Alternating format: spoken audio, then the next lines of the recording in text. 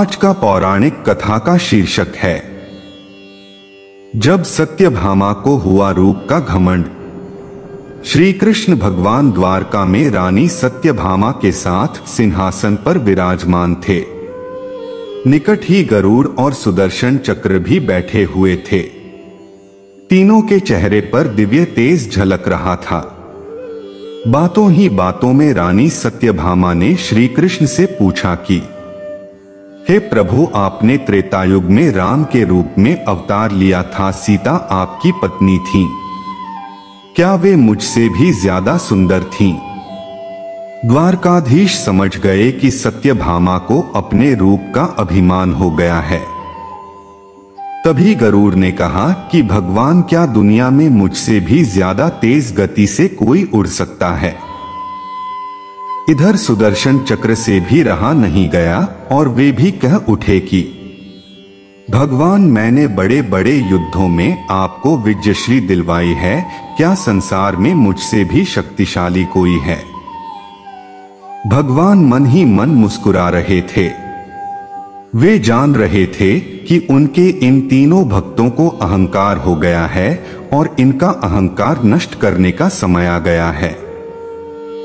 ऐसा सोचकर उन्होंने गरुड़ से कहा कि हे गरुड़, तुम हनुमान के पास जाओ और कहना कि भगवान राम माता सीता के साथ उनकी प्रतीक्षा कर रहे हैं। गरुड़ भगवान की आज्ञा लेकर हनुमान को लाने चले गए। इधर श्री कृष्ण ने सत्यभामा से कहा कि देवी, आप सीता के रूप में तैयार हो जाएं, और स्वयं द्वारकाधीश ने राम का रूप धारण कर लिया। मधुसूदन ने सुदर्शन चक्र को आज्ञा देते हुए कहा कि तुम महल के प्रवेश द्वार पर पहरा दो और ध्यान रहे कि मेरी आज्ञा के बिना महल में कोई प्रवेश न करे। भगवान की आज्ञा पाकर चक्र महल के प्रवेश द्वार पर तैनात हो गए। गरुड़ ने हनुमान के पास पहुंचकर कहा कि हे वानर श्रेष्ठ, भगवान राम माता सीता के साथ द्वारका में आपसे मिलने के लिए प्रतीक्षा कर रहे हैं। आप मेरे साथ चलें। मैं आपको अपनी पीठ पर बैठाकर शीघ्र ही वहां ले जाऊंगा। हनुमान ने विनयपूर्वक गरुड़ से कहा, आप चलिए, मैं आता हूं। गरुड़ ने सोचा, पता नहीं यह बूढ़ा वानर कब पहुंचेगा। खैर, मैं भगवान के पास चलता हूं। यह सोचकर गरुड़ शीघ्रता से द्वारका की ओर उड़े। पर यह क्या, महल में पहुंचकर गरुड़ देखते हैं कि हनुमान तो उनसे पहले ही महल में प्रभु के सामने बैठे हैं। गरुड़ का सिर लज्जा से झुक गया। तभी श्री राम ने हनुमान से कहा कि पवन पुत्र, तुम बिना आज्ञा के महल में कैसे प्रवेश कर गए? क्या तुम्हें किसी ने प्रवेश द्वार पर रोका नहीं?